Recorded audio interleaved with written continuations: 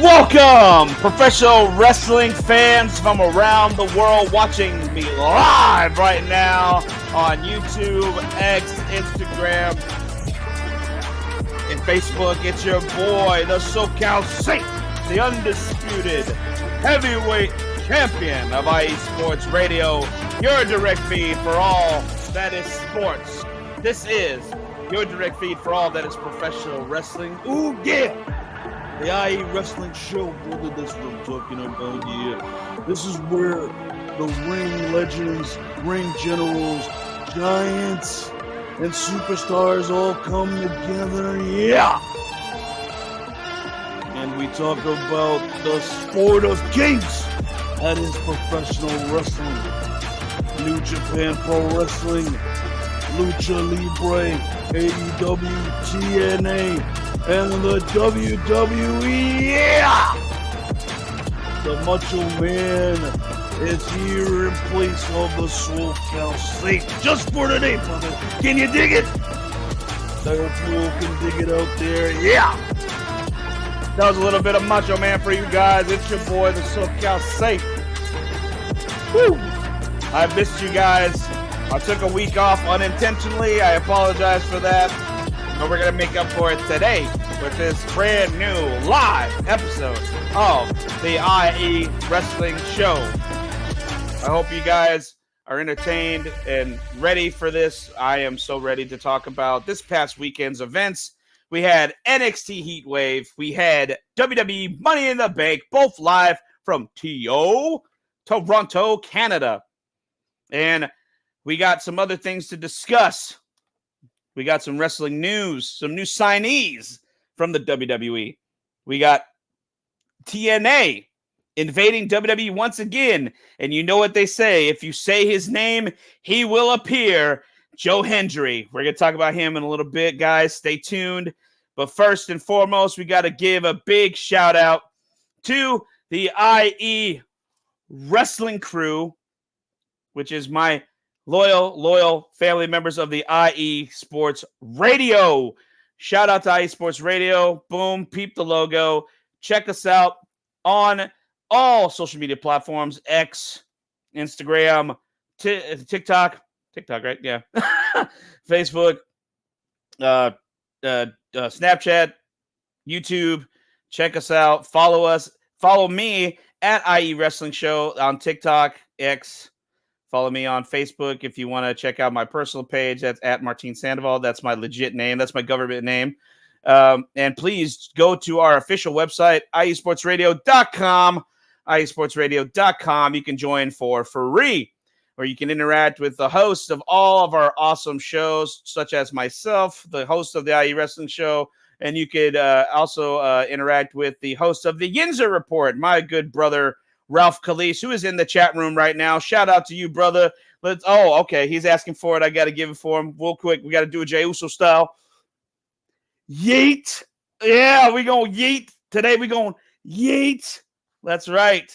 That's what's good.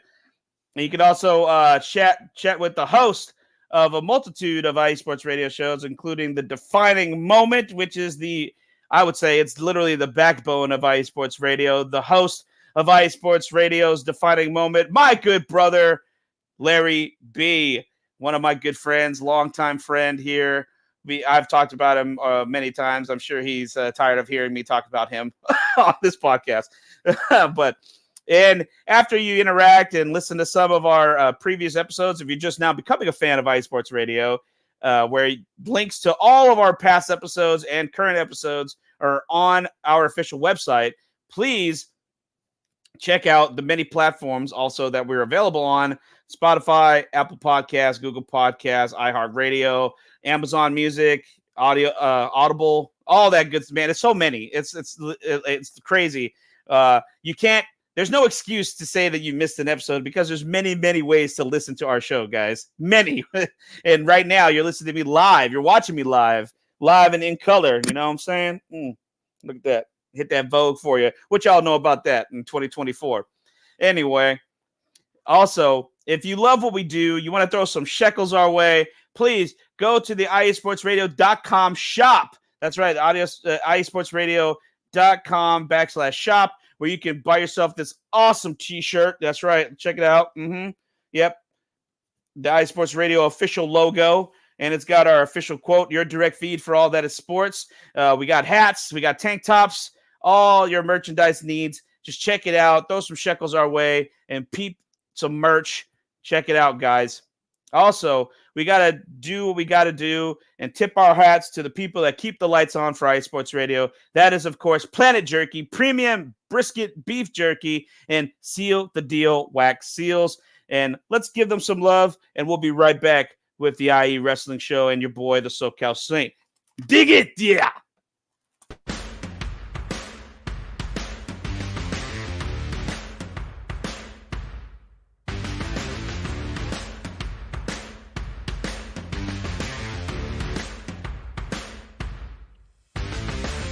IE Sports Radio fans, this show is brought to you by Planet Jerky Premium Brisket Beef Jerky. Planet Jerky is the official jerky of the 2022 California League champion Lake Elsinore Storm, Single A affiliate of the San Diego Padres. This all brisket jerky has gluten-free options, contains no MSG, no sodium nitrate, is low in sugar, and high in protein. Go to their website at planetjerky.net and follow them on Instagram at Planet Jerky. Planet Jerky, the jerky that's on a whole other planet.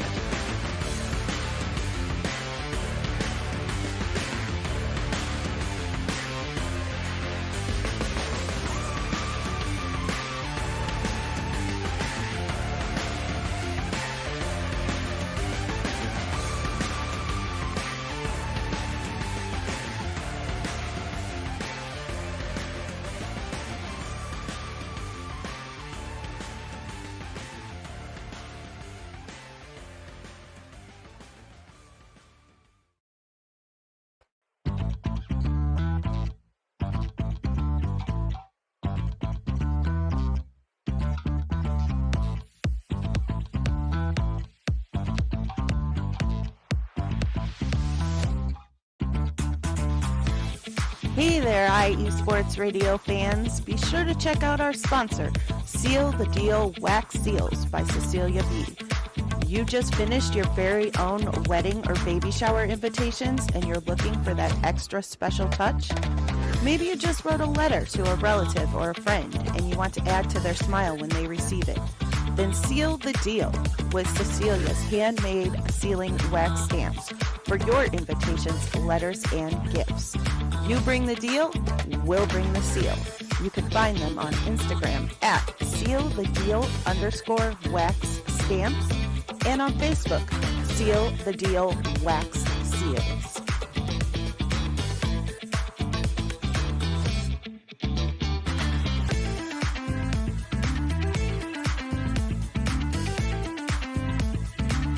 What's good, everyone? That was Planet Jerky Premium Brisket Beef Jerky. Take my word for it. I've had it. I have legit tasted their delicious beef jerky. It is muy delicioso. It is delicious.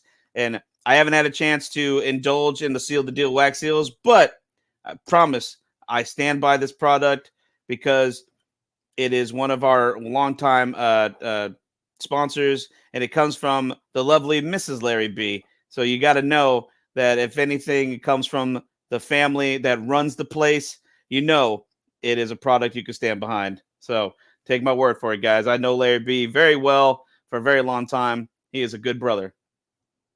Too sweet, my friend. Oh, man, guys. What a weekend. What a weekend of professional wrestling. I didn't get a chance to do what I wanted to do last week. I couldn't get a chance to reschedule the show to go over my predictions for Money in the Bank and NXT Heatwave, but it's all good. We'll talk about the results today. So Money in the Bank kicked off the weekend this past Saturday live from TO Toronto, Canada, from the Scotiabank Arena. It was sold out, completely sold out, and this crowd was hot. They kicked things off with the men's Money in the Bank ladder match. The briefcase was held above the ring. Of course, if you've never seen a Money in the Bank ladder match, let me just give you a quick run through of the rules. Briefcase hangs above the ring. which you have to use a ladder to climb to grab the briefcase. Inside the briefcase is a contract for a world championship match against any show's champion, and you have to up to 365 days from the day you win the briefcase to cash in on whichever brand you belong to, that world champion. So if you're a SmackDown wrestler, you win the briefcase, you have a year from the day you win the briefcase to cash in on the undisputed WWE champion, whoever they may be. And vice versa with Raw. If you're a Raw superstar, you win the briefcase, you have over a year or about a year to cash in on the world heavyweight champion. And you could do it anytime, any place, anywhere. There are no limitations to when and where you could cash in the Money in the Bank briefcase contract. And the participants for this match were the Scottish psychopath Drew McIntyre, Jey Uso, Yeet, Carmelo Hayes, Andrade. Oh, man, I'm drawing a blank now. Hang on. Andrade, Carmelo Hayes, Drew McIntyre, Jey Uso, Chad Gable. Yeah, Chad Gable from Raw. And there was one more from SmackDown. Who the hell was in that match besides those guys? Oh, my God. He must have not done too much in the match for me not to remember him in the match. Okay, bear with me, guys. I can't do this because it's going to drive me nuts if I don't know who the hell was in the match. So I'm going to pull it up right now for you guys. Just bear with me, guys. This is a technical difficulty. Okay. Okay, I deserve that. I completely deserve that. Here we go. I got it right here, guys. That was my fault. So I apologize for you guys for my lack of journalism there right now. Oh Jesus, LA Knight. Wow, how can I forget LA Knight was in the match? LA Knight. Yeah. All right. So it was Drew McIntyre, Andrade, Carmelo Hayes, Chad Gable, Jey Uso, and LA Knight. Yeah. Oh God, I feel like sorry. I got my brain just went elsewhere. There's an old clip of LA Knight from during his TNA days when he was known as Eli Drake. He was doing a promo where he was saying his two catchphrases at the time were "yeah" and "dummy." So he was going "yeah, dummy, yeah, dummy, yeah." So I felt like that right now with the yeet, yeah. Anyway, I trailed off there. So this match was actually not too bad. It was a nice way to kick it off. You know, with premium live events, WWE always tries to kick it off with boom, you know, something explosive, something that catches the attention of the crowd, something that starts the crowd off hot. And what better way than a 6-man ladder match? I mean, it's basically like watching a demolition derby inside of a squared circle, pretty much. And these guys did not pull any punches with each other, that's for sure. There were some crazy spots in there. Andrade and Carmelo Hayes were definitely the highlights of this match. This was the first time Andrade had been in a Money in the Bank ladder match in quite some time. As he was gone from the company, spent some time down in Florida with Arena Empty Wrestling before coming back to the WWE this past year at the Royal Rumble. Carmelo Hayes, this was his first premium live event since joining the main roster after being drafted from NXT after WrestleMania. So he definitely stood out in this match. He has a bright future. I know a lot of people were hoping that somebody would get the briefcase that could potentially, build off of, that could actually build their career more. I know the result of this match was not favorable to a lot of people because of what came later within the show. We'll get to that here momentarily. But Drew McIntyre ultimately was the one who grabbed the briefcase, winning Money in the Bank for the first time in his career. The crowd reacted very well for this. The crowd went nuts for seeing Drew McIntyre grab the briefcase because he guaranteed it the night before during the press conference in Toronto and on SmackDown. And he lived up to that promise, and he grabbed the Money in the Bank briefcase. I, in my opinion, thought that Drew would have lost the match because of outside interference from a certain Second City Saint, CM Punk, but that was not the case. But that, I bite my tongue because that would, we'll get to that here in a moment. But Ultimately, Drew McIntyre was the man who won the Money in the Bank briefcase, and he said that if he won the briefcase, or when he won the briefcase, he was going to cash in to win the World Heavyweight Championship later on in the evening. So more on that in a few moments. The second match on the card was the Intercontinental Championship. Sami Zayn in a shocking event. I was definitely thinking that we were going to see the end of Sami Zayn's Intercontinental Championship reign here because of the way that they've been booking Braun Breaker lately. Braun Breaker, of course, for those who don't know, is the son of the dog-faced gremlin Rick Steiner and the nephew of Big Papa Pump Scott Steiner, the Hall of Fame tag team known as, of course, the Steiner Brothers. This guy is legit. He's trying to stand on his own. I guess that's why he doesn't go by the Steiner name. He doesn't really necessarily need to because he embodies a Steiner in everything of his being, his intensity, his in-ring work, the way he talks. It's crazy. He's the son of Rick, but when he talks, he sounds like Scott. Like he has that inflection, the way Scott talks. And there's parts of it where he sounds like his dad too. And the crowd, which is really cool, they know that he is a Steiner, so they give him the dog-faced gremlin, I guess barking chants. Hoo hoo hoo hoo. They bark for him when he comes out, just like they used to do for his dad. And this kid is crazy.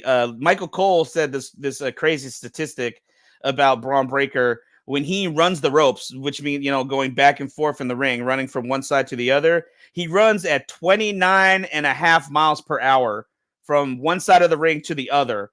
And it's like a blur in the ring. Like, if you haven't seen him do that, and fucking clothesline somebody or Steiner line someone, he nearly decapitates someone when he does that. It's like boom, just the intensity. And I don't expect anything less from a man who previously was a part of the NFL.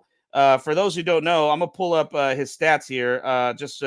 I'm sure Larry B., who is listening live right now, would love to hear this. Let's see here. He was a standout at the Kennesaw State University in Georgia, where he majored in criminal justice.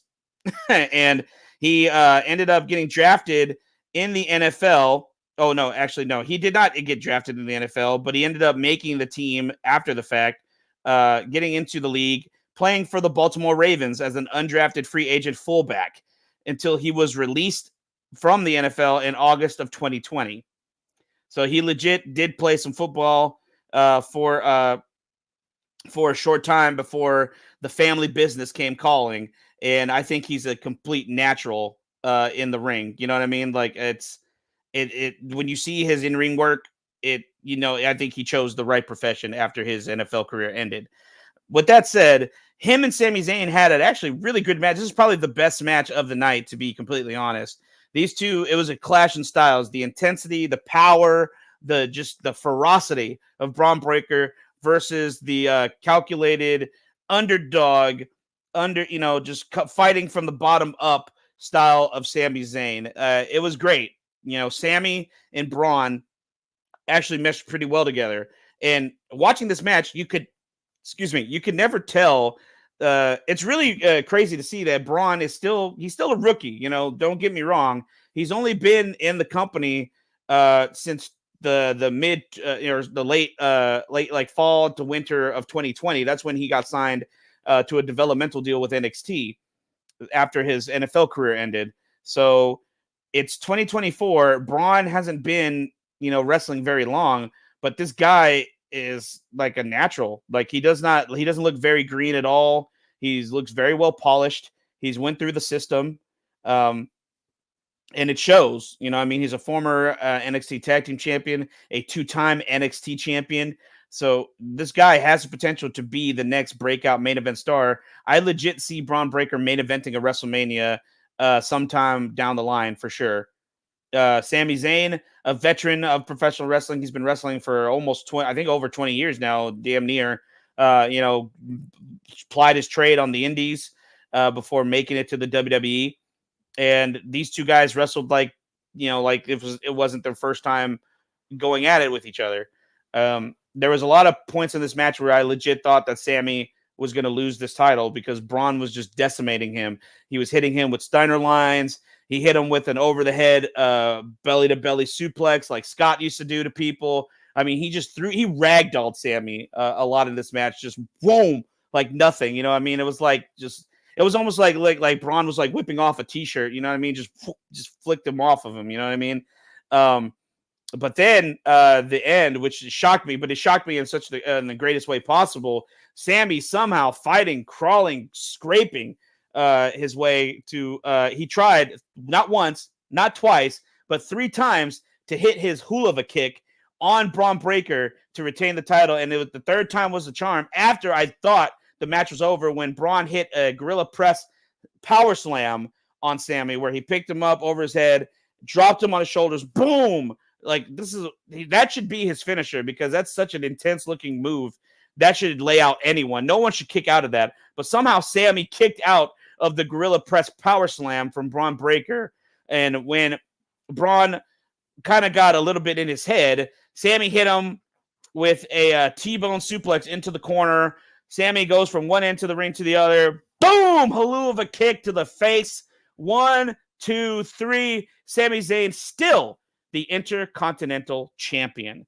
And the crowd went crazy. Sammy is a native Canadian from Montreal. So the crowd was definitely in Sammy's corner for the entire match. I was pleasantly surprised to see Sammy win, but it was great. I'm glad that they chose Sammy to go over Braun. Braun's time will come. A lot of people were a little upset thinking that this was supposed to be Braun's coming out party, that he was supposed to win this match.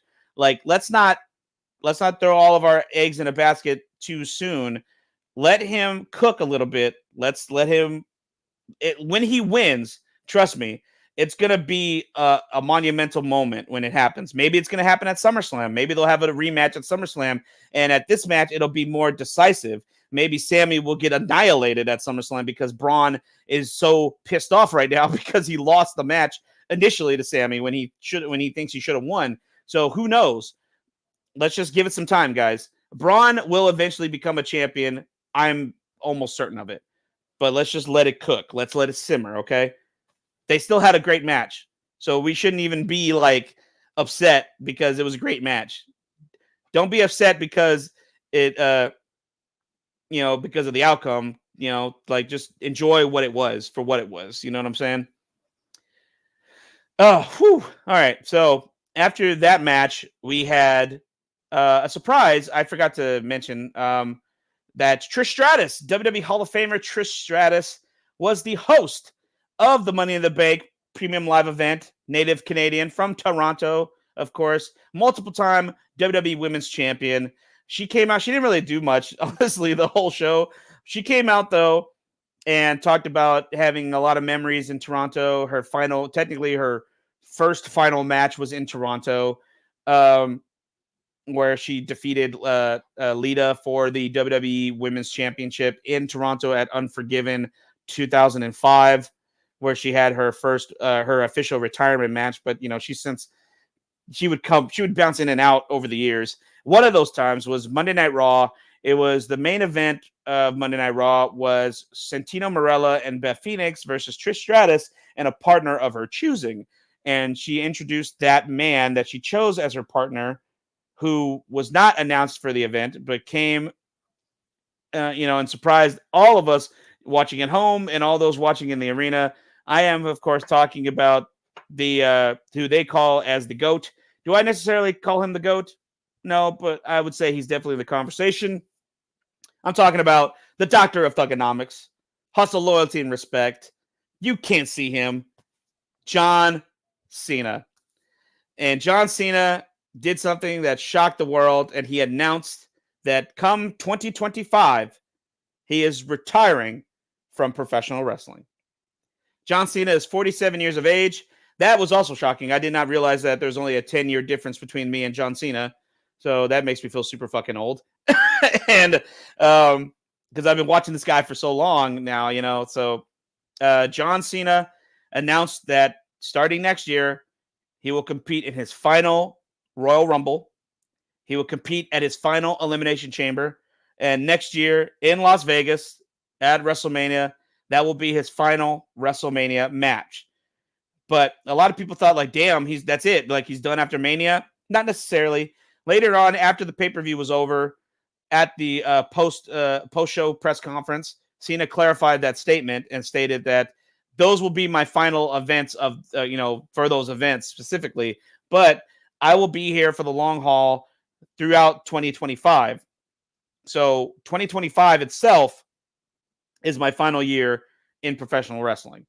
So he'll be popping in and out throughout the year and having these final matches. And I think it's well deserved, man. Cena definitely deserves to call it quits. He's done so much for the wrestling business at a time when wrestling was unpopular, not cool.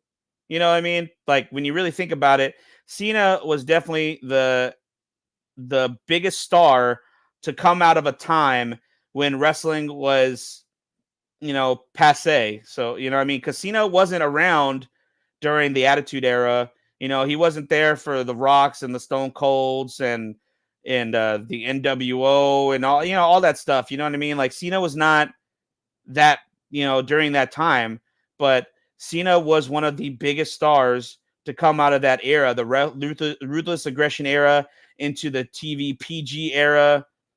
He kept the lights on for the WWE. He was the backbone of that company. He was the champion. He's a 16-time world champion. Is it possible he'll get a 17th before it's all said and done and break the record? I mean, that would be the nostalgia feeling for that. I mean, would fans be up in arms about that? I don't think so. I think they would say you deserve it and let him have his moment before he drops the title to somebody. But we shall see. But I want to share something. Okay, so I think I've shared this on the show before. Me and my father met John Cena before he was John Cena.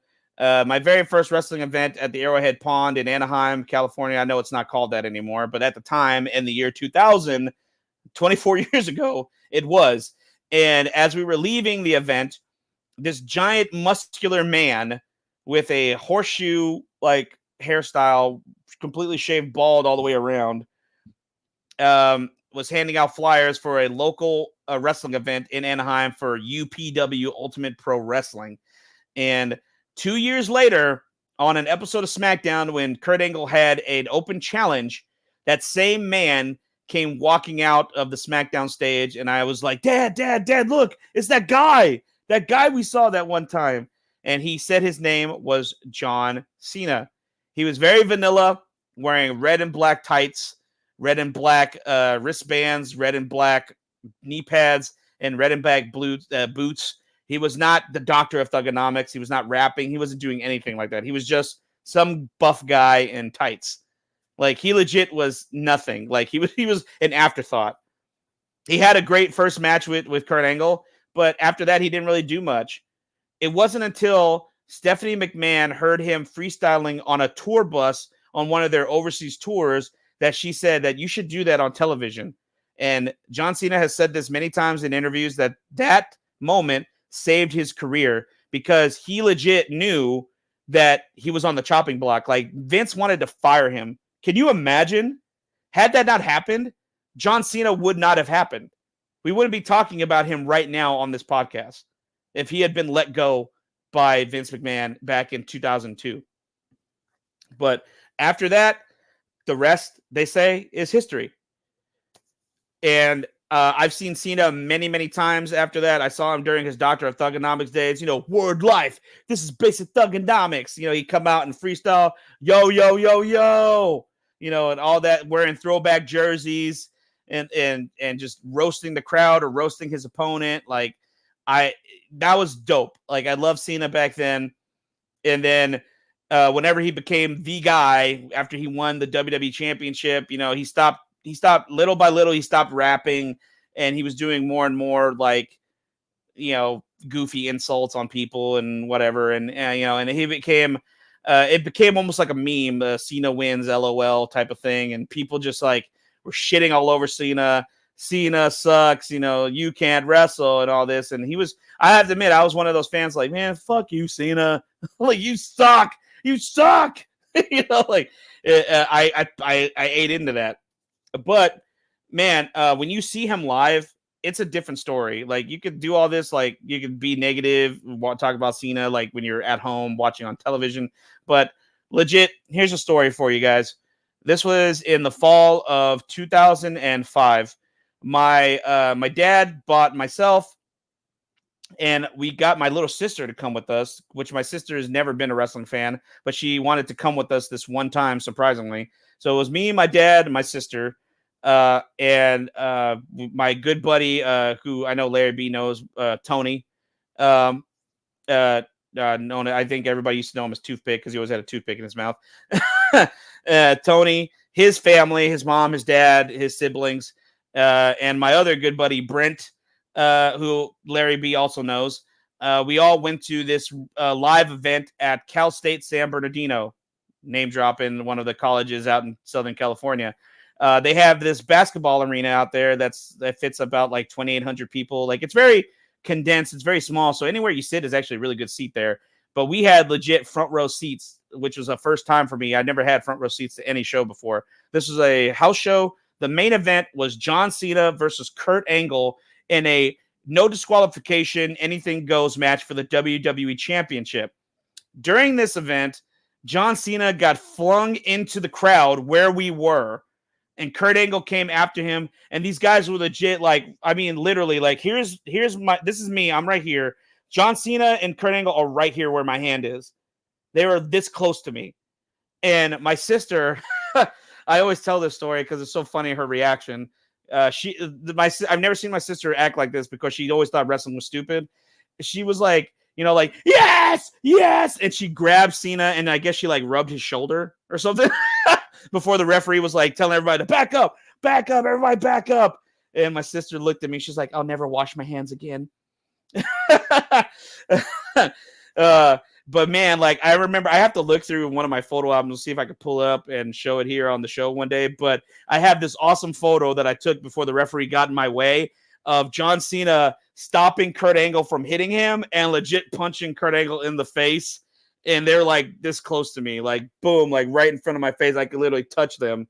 You know what I mean? Like that was an awesome, man. That was one of my best times going to see wrestling live with my dad. And I've gone so many times with him to professional wrestling shows, but that was definitely one of the most entertaining times, especially with that, because I've never had the wrestlers actually come in the crowd where like I'm right there, like right there, legit right in front of right in front of me. So I will take that to the grave with me. That's such a cherished memory of mine. But John Cena, man, he's I'd say like to call him the GOAT, I could say it's warranted, because of all the things he's done outside the ring. He has the record for the most wishes granted. And he doesn't advertise that. He doesn't, go around touting that. He just does it because it's the right thing to do. And he has done a lot for kids over the years, that are sick, that are just their one wish in the world is I want to meet John Cena. It's and he's always said that it's very humbling that these kids could wish for anything, but they wish to meet me. I'm just a professional wrestler. So, John Cena, what a hell of a career. You definitely deserve your retirement, sir. The IE Sports Radio family tips our hat to you, sir. And we will be here on the IE Wrestling Show, and we're going to talk about your farewell tour for this next upcoming year for sure. We're going to keep track of all that. And I would love to see him get in the ring with some new opponents for the first time, and hopefully he can get into the ring with some old rivalry. I would love to see him dance one more time with Randy Orton. I would love to see him get in the ring one more time with CM Punk. I would love to see him get in the ring for the first time with like guys like Carmelo Hayes, Braun Breaker, Chad Gable. There's so many potential first time and last time matchups that he could potentially have that next year is going to be quite exciting, guys. Next year's going to be quite exciting. And John Cena made sure to announce during his retirement speech that he will be there for the very first episode of Monday Night Raw when it comes to Netflix in January. So remember that, guys. Woo, man. Damn, we're not even all the way through Money in the Bank. And I'm talking about John Cena. I spent a little bit of time on that. So let's run through it, guys. Next match on the card was the World Heavyweight Championship. Damian Priest, El Campeon, defended the World Heavyweight title against Seth freaking Rollins. This match, it was a decent match. It had its hiccups. There was one spot that just had me like this. I was like, oh God. Seth Rollins hit a Falcon Arrow, which is a sit-out suplex where you pick up your opponent and drop him like this, like you fall flat on your butt and you drop him flat on his back like this. He had him covered 1, 2, and the referee stopped counting at 2, but Damian Priest didn't kick out. And I was like, oh no.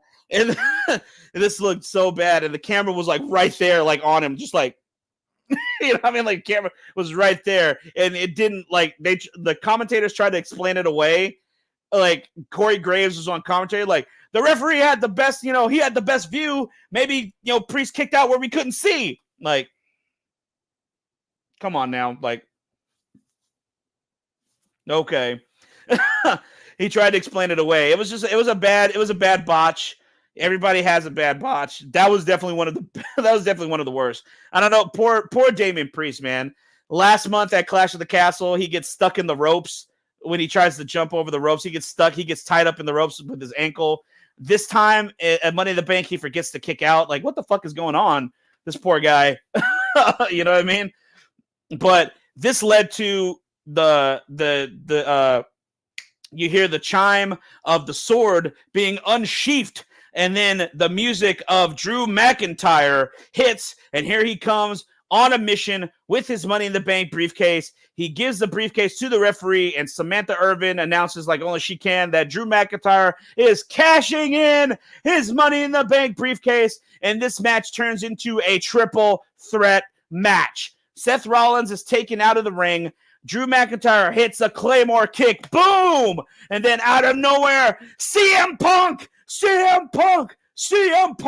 Again, CM Punk getting revenge on Drew McIntyre after he was beaten bloodied in Chicago on SmackDown a few weeks ago, just decimating Drew McIntyre. He takes him outside the ring where he hits him over and over and over again with a steel chair, throws him back in the ring. CM Punk then grabs the World Heavyweight Championship and boom on the head of Drew McIntyre, which takes him out. Damian Priest grabs him by the throat, hits his South of Heaven choke slam to Drew McIntyre. 1, 2, 3. Damian Priest is still the World Heavyweight Champion. And once again, CM Punk has screwed Drew McIntyre out of the World Heavyweight Championship. That makes 3 times this year.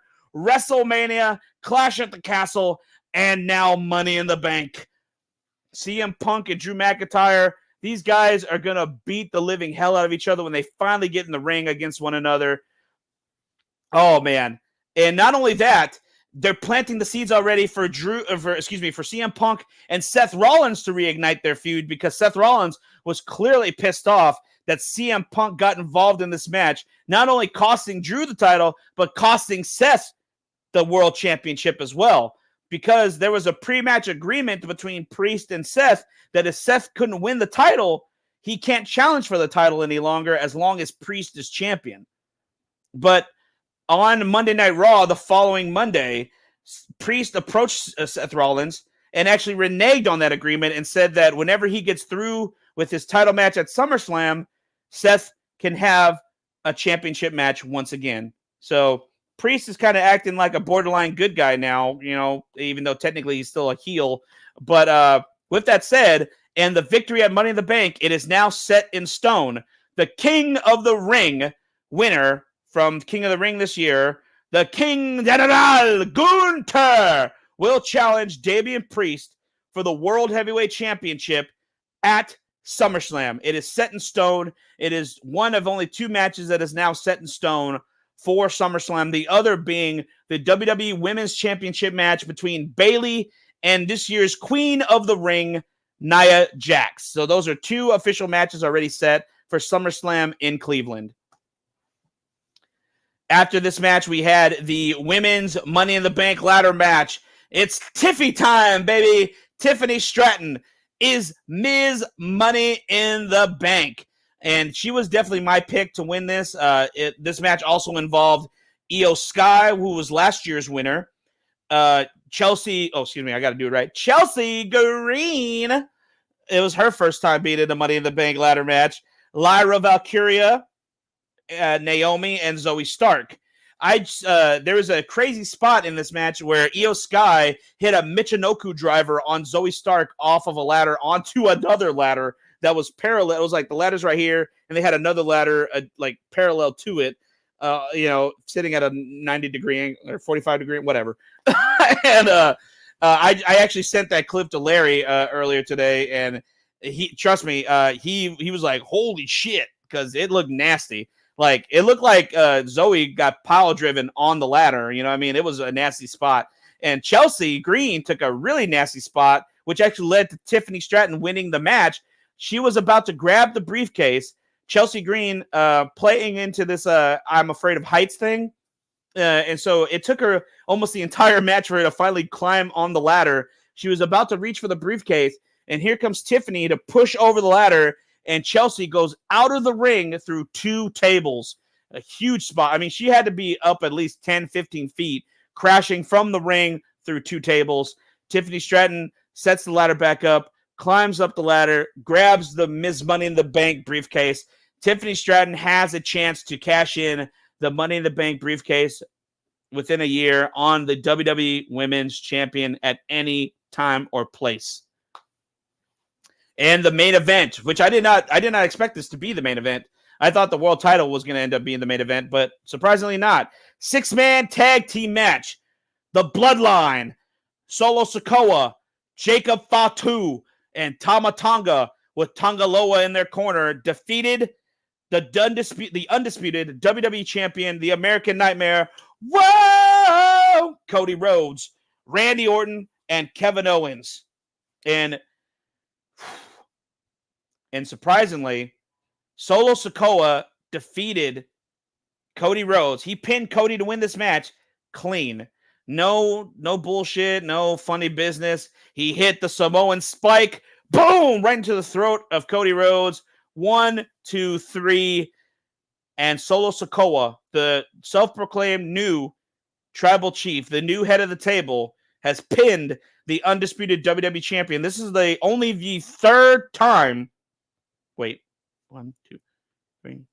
Yeah, 3rd time that Cody Rhodes has been pinned since coming back to the WWE in 2022. There's only been 3 people that have defeated Cody Rhodes. Solo Sikoa. Wait, no, excuse me, 4 people now. I was totally off. Only 4 people have pinned Cody Rhodes since he's been back in the WWE. Those 4 people are Drew McIntyre, The Rock, Roman Reigns, and now Solo Sikoa. So Cody Rhodes has been booked very strongly since he's come back to the company. But damn.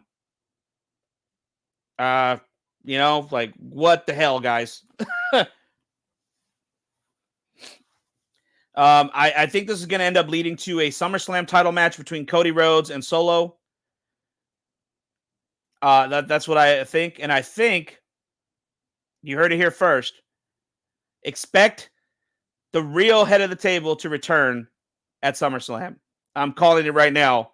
Roman Reigns will return at SummerSlam, either during the main event of this match or after. He's going to show up either during the match or after. But I guarantee we will see Roman back in a WWE ring at SummerSlam. You heard it here first, guys. Quote me on that. Let's take a quick little break before we get into the NXT Heatwave results. I feel like I'm going a little slow today, but I mean, I wanted to try and gather my thoughts with everything, but we'll try to jam through this so we can move on to some other things, guys. Stay tuned. Let's hear from one of our many affiliates of the IE Sports Radio family. We'll be right back shortly. Okay, guys? What's up, sports fans? You're listening to IE Sports Radio, your direct feed for all that is sports. I'm your favorite West Coast Wisconsinite, Bernie Bango, and if you're a cheesehead, come listen to my show, Big Cheese Sports, where we road trip around America's Dairyland, previewing, reviewing, predicting, debating, and digging into all that is Wisconsin sports at the college and pro levels. Join me on IE Sports Radio, Sundays at 1 p.m. Central Standard. Bernie out.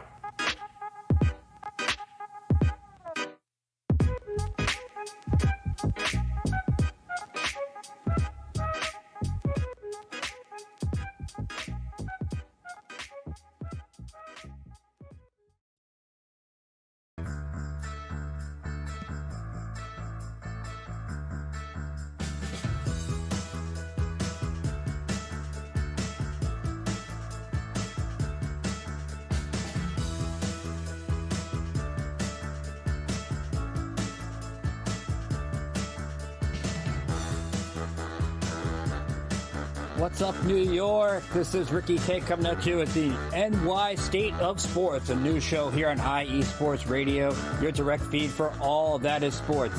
Listen to me every Thursday afternoon as we bring you the latest takes on the Yankees, Mets, Jets, Giants, Knicks, Nets, Rangers, Devils, and Islanders. Plus, you get some college hoops and what's the local sports events going on in the area. It's a state that never sleeps, so why not get the opinions and sports takes that never sleep? Again, every Thursday, 2 p.m. to the NY State of Sports. We'll see you then. All right, guys, you just heard from Big Cheese Sports and the New York State of Sports, Bernie Bango and Ricky K. Check out their shows, guys. They're awesome. Thank you for giving us some time to promote your show, guys, here on the IE Wrestling Show. I appreciate that. We show some love, and hopefully we get some love back. All right, guys. So NXT Heatwave was the very next day, on Sunday, the following day. I believe it came from the same arena, the Scotiabank Arena, the same arena that hosted Money in the Bank. Very good card. I'd actually say between the two events, this was the better of the weekend events that took place. First match on the card was a last chance NXT North American Championship match.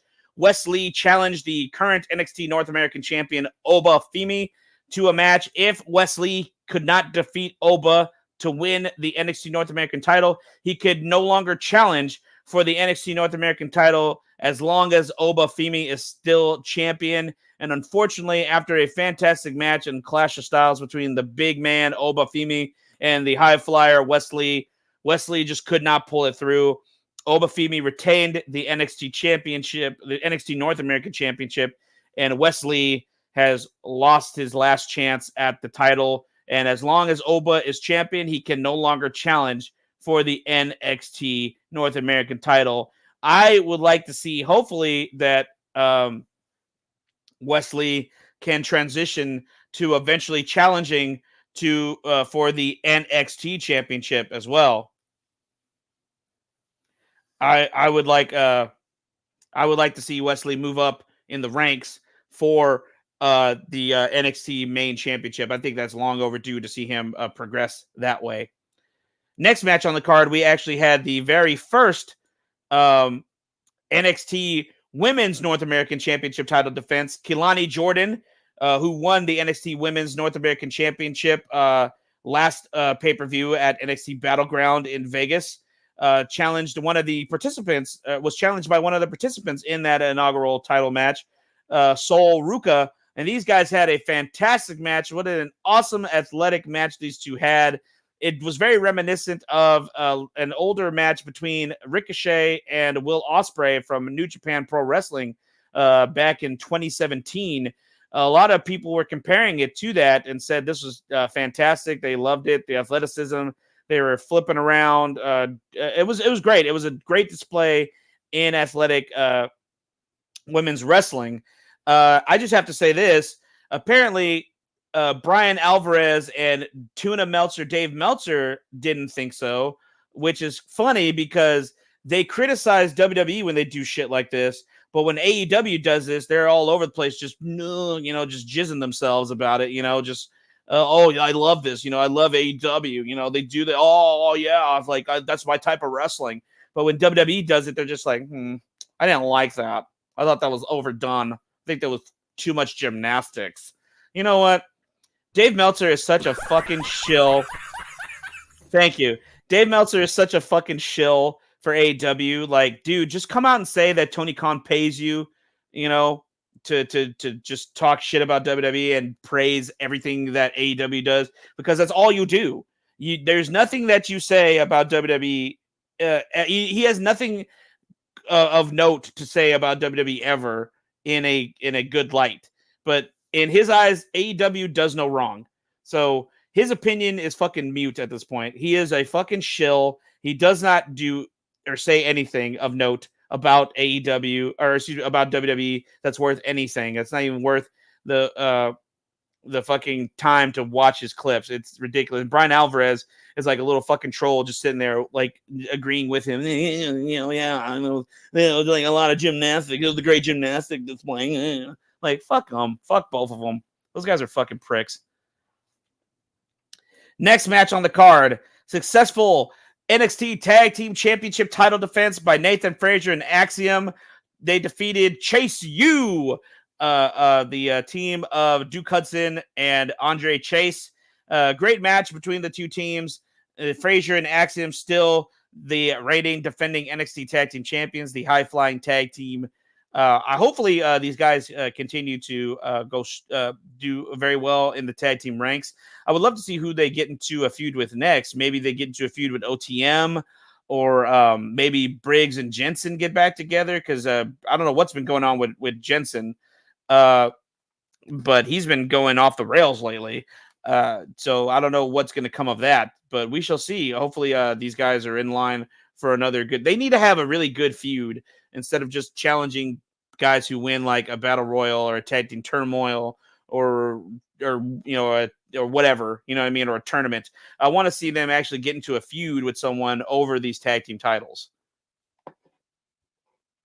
Next match on the card, it was our semi-main event. Roxanne Perez defended the NXT Women's Championship against Lola Vice, and it was an awesome match between these two individuals. It was great to see Lola Vice showcased in a main event spot like this. Roxanne Perez still dominating the NXT Women's division and retained the NXT Women's title.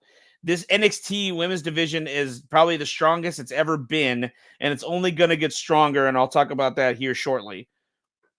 Main event, Fatal 4-Way for the NXT Championship.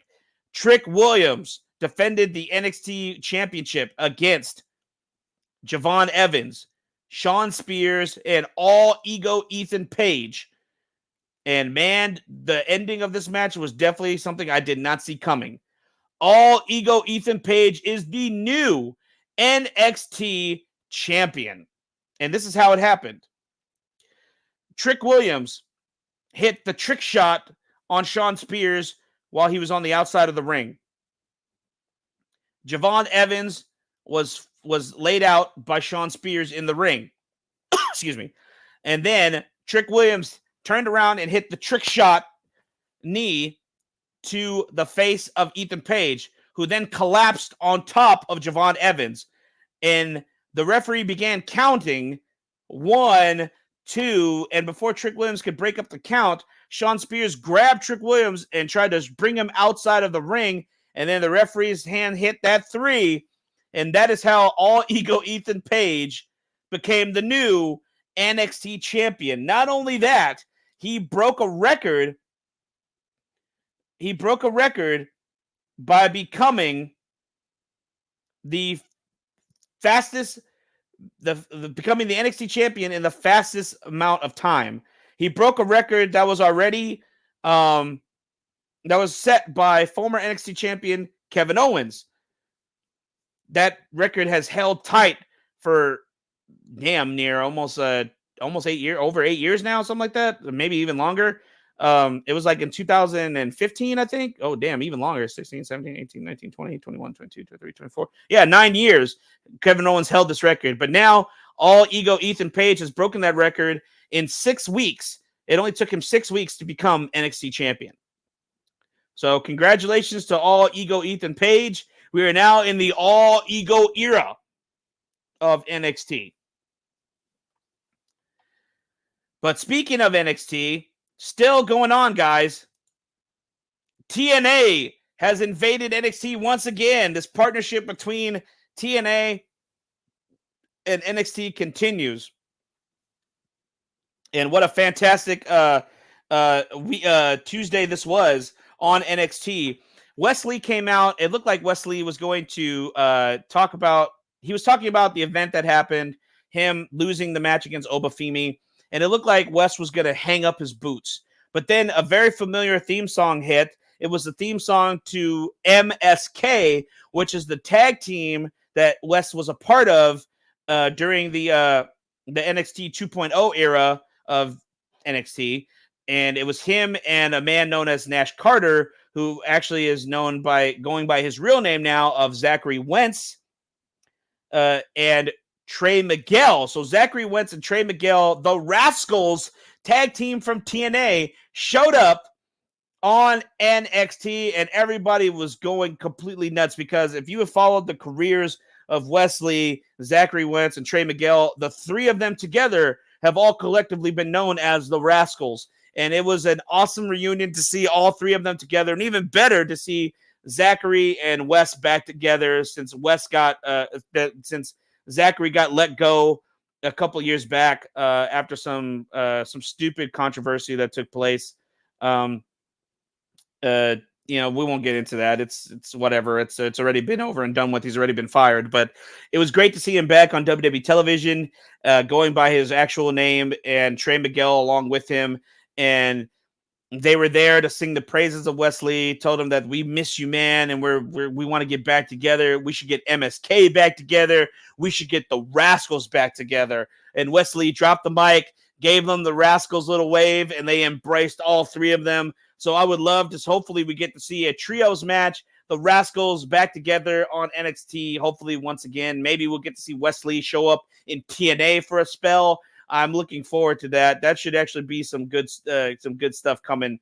And a big tag team match was set for the main event of NXT this past Tuesday. It was supposed to be Trick Williams and Javon Evans taking on the new NXT champion Ethan Page and Sean Spears. Javon Evans during the show was taken out by Brooks Jensen for God knows why. Brooks Jensen said he was trying to make an impact, and Josh Briggs, his former tag team partner, was like, "What the hell are you doing, man? Like this, what are you doing?" And he told Jensen to take off, and that was where we left it. We don't know the status of Javon Evans, what's going on, but Trick Williams was able to find another partner, and if you say his name, he will appear. Yes. I believe in Joe Hendry. I believe in Joe Hendry. Joe Hendry returned to NXT in the main event and had a legit match on NXT. You know, it wasn't the quick little spell he had in the Battle Royal. They gave him a time to shine. Joe Hendry, massive pop for Joe Hendry. The crowd was chanting his music, singing along, clapping. This crowd was hot for Joe Hendry to be the partner of Trick Williams. What a combination. One of TNA's, if not TNA's most popular wrestler today, Joe Hendry, and NXT's one of their most popular superstars, Trick Williams, tag team together. And it was a successful outing between the two of them, defeating Sean Spears and the new NXT champion, All Ego Ethan Page. Sean Spears took the pin after a big choke slam from Joe Hendry to get the pin. 1, 2, 3. Joe Hendry and Trick Williams successful in their NXT main event match this past Tuesday. With that said, NXT, we're going to see some more NXT TNA collaboration for sure, but I almost forgot about this and I wanted to talk about this. So, coming up this coming weekend On Saturday, July 20th, from the Verdun Auditorium in Montreal, Quebec, Canada, TNA will bring to you Slammiversary. It is the 22nd anniversary of TNA. 22 years TNA has been around, and this is the 22nd Slammiversary event. And these are the matches that are listed for the big anniversary show. It will be in a tag team match for the TNA Knockouts World Tag Team titles. The Militia, Alicia Edwards and Masha Slamovich, defend the Knockouts World Tag Team titles against Spitfire, Danny Luna, and Jody Threat. I definitely don't see the Militia losing these tag team titles just yet, so I expect Alicia and Masha to retain these Knockouts World Tag Team titles at Slammiversary. Next match on the card is a singles match for the TNA Digital Media Championship and the Canadian International Heavyweight Championship. It's a double title match. AJ Francis defends the TNA Digital Media Championship against defending Canadian International Heavyweight Champion. Oh, excuse me. He's actually both. I didn't know that. AJ Francis holds both titles, the Canadian International Heavyweight title and the TNA Digital Media Championship. He defends both titles against PCO. I don't know what to expect in that match. That's going to be definitely I can't really say who's going to win that. That's going to be definitely a toss-up for me. TNA X Division Championship match. This is definitely going to be a dream match for me to see. Mustafa Ali defends the TNA X Division Championship against Speedball Mike Bailey. This is going to be a high-flying highlight of the night for sure. I don't know who to go with. I would like. Okay, I'll make my pick because it's really hard to. I'm gonna go with Mustafa Ali because he's just been on a roll on the indies, and since he joined TNA, I don't see him losing the title anytime soon. So I see him retaining the title. TNA Knockouts World Championship match. Jordan Grace defends the TNA Knockouts Championship against Ash by Elegance. They've been going at it. Ash by Elegance even got involved in her NXT Women's Championship match last month at Battleground. They're finally going to lock it up for the TNA Knockouts World title. Jordan Grace has been on a roll. I don't see her losing this match or the title. I'm going with Jordan Grace. Main event, 6-way elimination match for the TNA World Championship. Joe Hendry versus Frankie Kazarian versus Nick Nemeth versus Steve Macklin versus Josh Alexander versus the reigning defending TNA World Champion, Moose. And I think TNA, if they don't capitalize on the popularity of Joe Hendry, I don't know what they're doing. I say Joe Hendry wins this match and becomes the TNA World Champion. To me, that's the only outcome that makes sense. This guy has gone viral. He has an actual hit on the charts with his theme song. His clip of just debuting on WWE programming as one of the most viewed clips since WrestleMania. If TNA doesn't attempt to capitalize on his popularity, it would definitely be one of the worst booking mistakes TNA has made in quite some time. So my pick to win the TNA World Championship at Slammiversary is Joe Hendry. And you can view this all on the TNA Plus app or the Fight TV app. You can order the pay-per-view there. And again, it's going to be live this coming Saturday, July 20th, from the Verdun Auditorium in Montreal, Quebec, Canada. Well, let's move on, guys. Talking about WWE has signed some new talent. It was just announced over the last couple days that WWE has confirmed the signings of ESPN correspondent Joe Tessitore. Joe Tessitore has been a commentator for college football, and he still will remain a commentator for college football. It will not impede on his duties with the WWE. He will be debuting later this summer. I believe he will be a color commentator for SmackDown, is what I've heard. So SmackDown will become a 3-man team of Joe Tessitore, I hope I'm saying his name right, Wade Barrett, and Corey Graves, starting later this summer, possibly at SummerSlam or after SummerSlam. And then also, shout out to Taryn Rodriguez, another one of the IE Sports Radio affiliates, host of the SoCal Supreme Sports Show. He's in the chat room. Let's see what he's got to say. I was surprised that WWE reached out to Joe for their announcer job. I can already hear him saying he's pinned down, and that's the. I like that. I think that could catch on. They might actually put that on T-shirt. But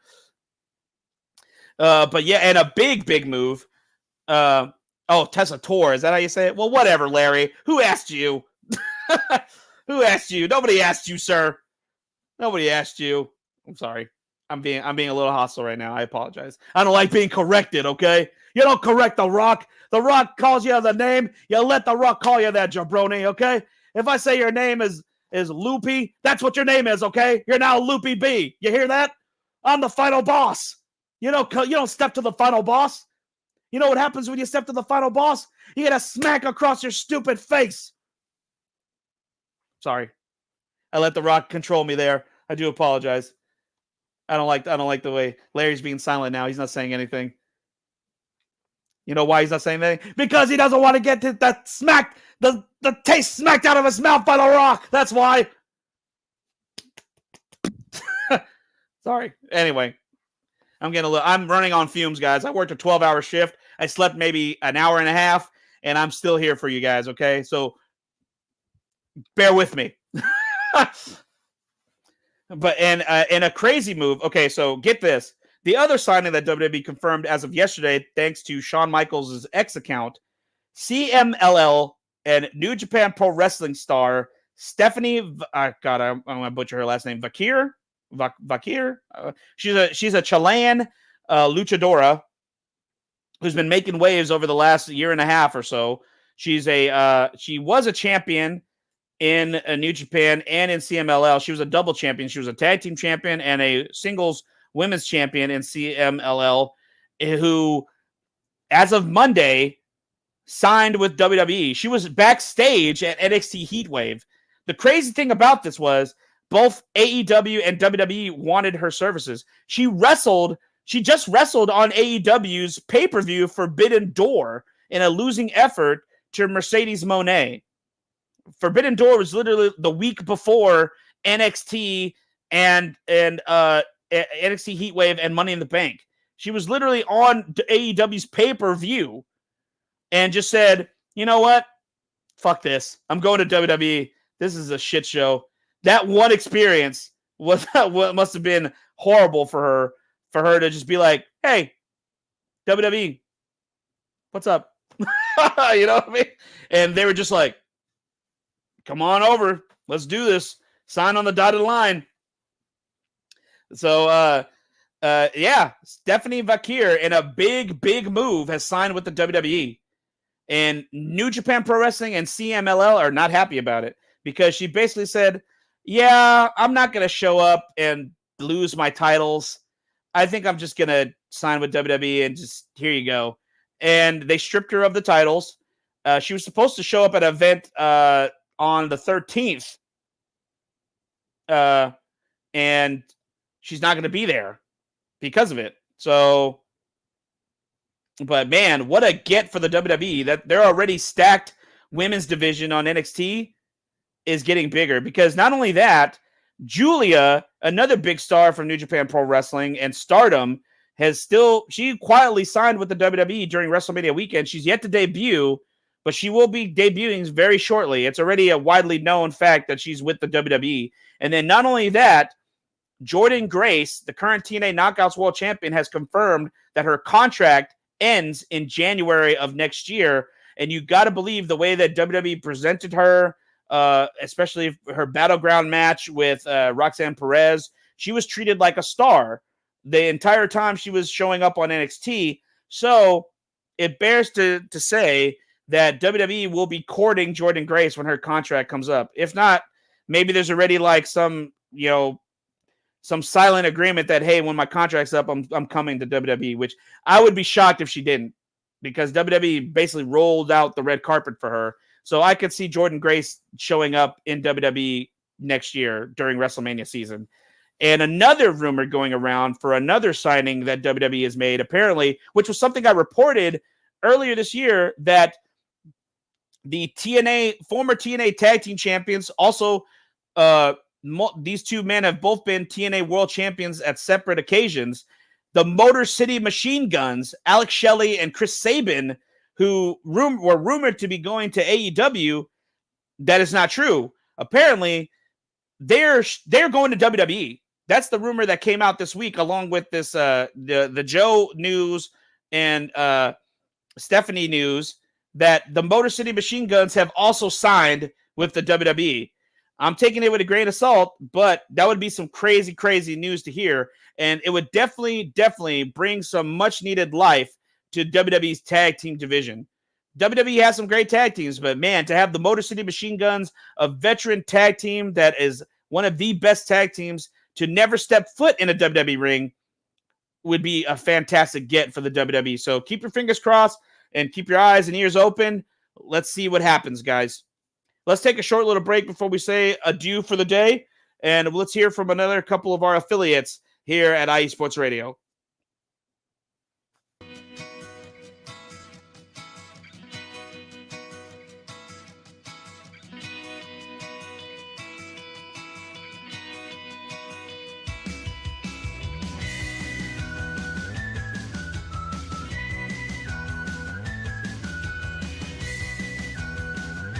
Hey, Cleveland and Columbus sports fans. This is Jen B, host of the Show of the Land on IE Sports Radio, your direct feed for all that is sports. If you love Cleveland and Columbus sports like I do, be sure to tune in live to the Show of the Land on Tuesdays, where we will cover the Cleveland Browns, Cavs, Guardians, and Monsters. We will also talk about the Columbus Blue Jackets, Crew, Fury, and of course, the Ohio State Buckeyes.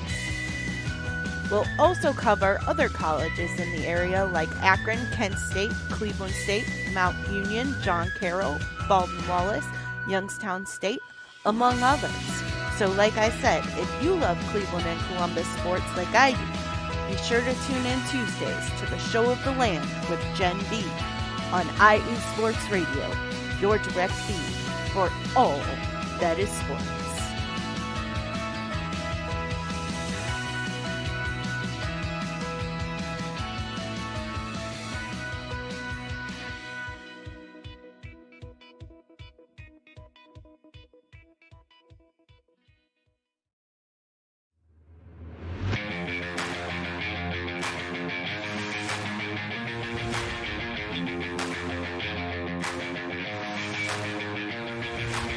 What's happening, sports fans?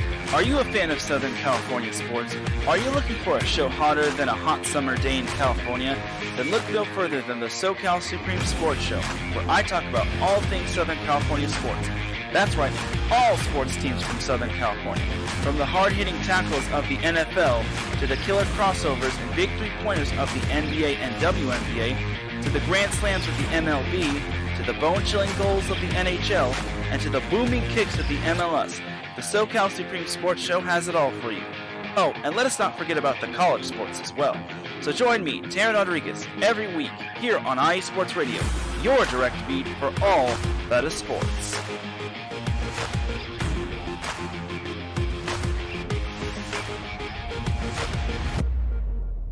That was the SoCal Supreme Sports Show from Taryn Rodriguez and the Show of the Land from Jen B. Jen B, if you're listening, we got to get together because we got to do some sort of collab with SummerSlam on the horizon. SummerSlam is coming to you live from the Cleveland Browns Stadium in Cleveland, Ohio, with already, like I stated, the confirmed 2 matches that are already set for that event.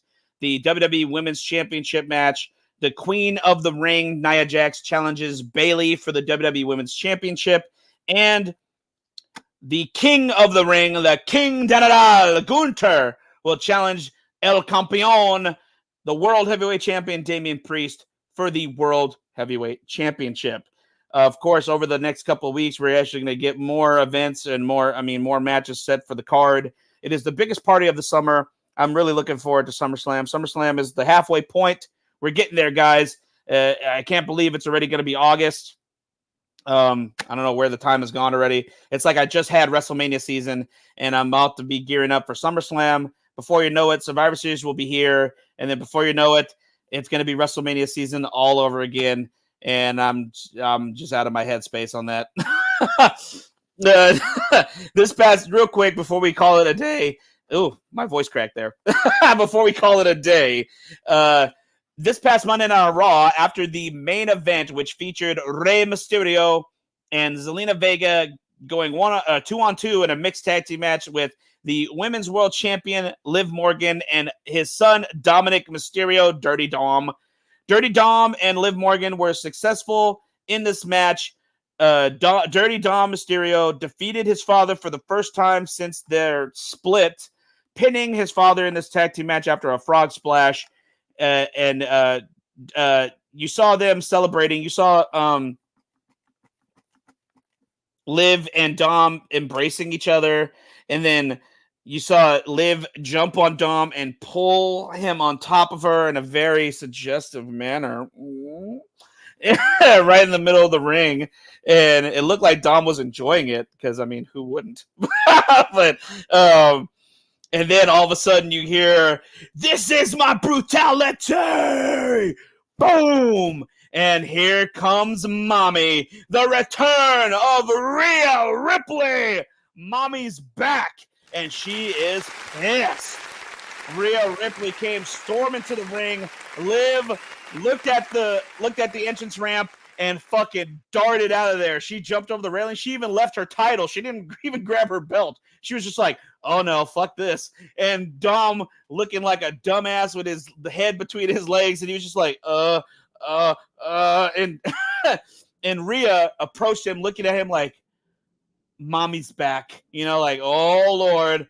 And that was it. That was how Raw ended. But what a pop for Rhea Ripley. It's almost a guarantee that we're going to see Rhea Ripley challenging Liv Morgan for the Women's World Championship at SummerSlam. And I hate to say it, I think Dom is going to turn on Mommy, and he's going to go with his new little girlfriend, Liv Morgan. I can see that happening because internally, WWE has said that Rhea Ripley is now considered a babyface, especially after that reaction she got. Rhea Ripley is a legit babyface. So she will be the babyface in this match. That's right, Ralph. Mommy's back. Let's go.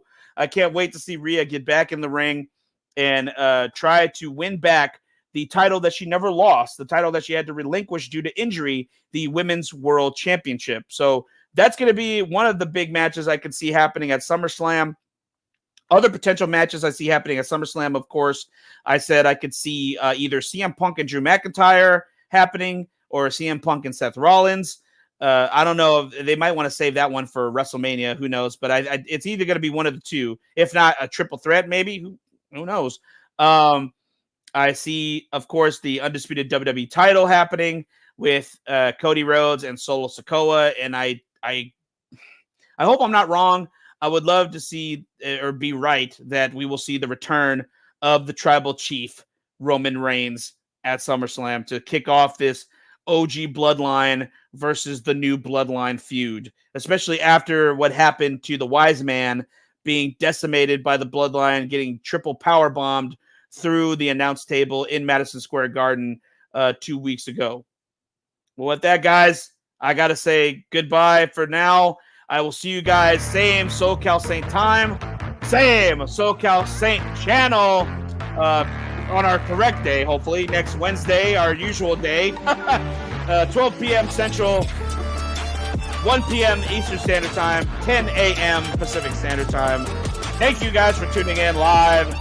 This is your boy, the SoCal Saint, the undisputed champion of IE Sports Radio. Follow me at IE Wrestling Show on TikTok and X. Follow IE Sports Radio on all social media platforms.